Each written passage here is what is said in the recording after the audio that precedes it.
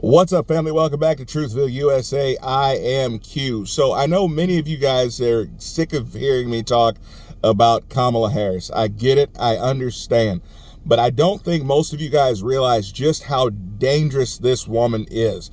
I know many of you guys are looking at her saying she's not a serious candidate.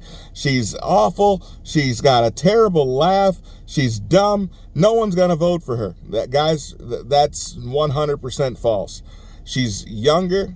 She is a black-ish, and she's a woman. And as far as the world is concerned, as far as the libs are concerned, she checks a lot of boxes. The only thing that could be better for the left is if she were gay. But this woman is 100% a dangerous individual because she is now running as being some kind of savior of minorities. But the truth about Kamala Harris is actually really, really sad. Now, yesterday, her ex-boyfriend slash boss came out and he fully endorsed her. Willie Brown, the mayor of San Francisco. They started dating when she was just a county attorney. And of course, you know, by sleeping with the boss, she was able to rise up the ranks until she got to work as an attorney general. Now, the problem with Kamala is they want to try to make her out to be an African American, which her mother is Indian, her dad is from Jamaica. But the weird part about it is that her family in Jamaica were actually plantation owners. Yes, they were slave owners. But for whatever reason, when they talk about her proud heritage, they don't want to bring that up. So check this out. We live in a country where we want to take down the statues of heroes of our country like George Washington because they were slave owners. We want to take their statues down, even though they were definitely net positive for our nation. But then we want to put someone up to elect whose families were slaves or slave owners? How does that make any sense?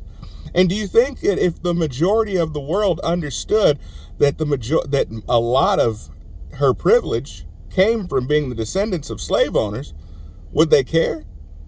But then I get it. We can't necessarily be responsible for the sins of our fathers. And I don't think it's fair to hold that against her. The question is, what has she done?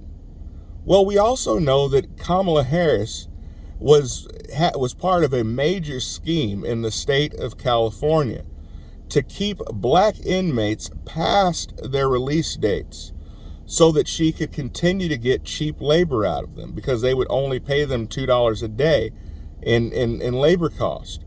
So they would use them to do the projects that they would have to pay people a lot more money along with pensions and other things. So it was incentivized for her to keep people in the prisons. Well, that's just her doing and continuing on the heritage left before her by her forefathers, right? I mean, how is that not considered a form of slavery?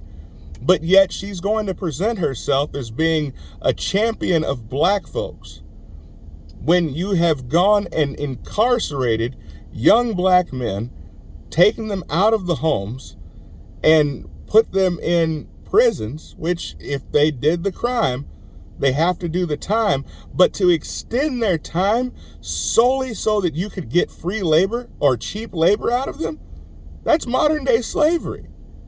So I need you guys to make sure you guys share these stories because the truth, we can't rely on the mainstream media to tell the truth. I'm going to include the article here from the Daily Beast talking more in depth about Kamala Harris's situation as a attorney general. But definitely share this information. Comment below. Let me know what you guys think about this. I'll see you guys next time. Be blessed.